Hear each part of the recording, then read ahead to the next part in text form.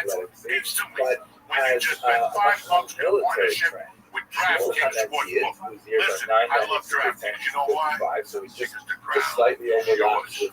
Gambling problem? Call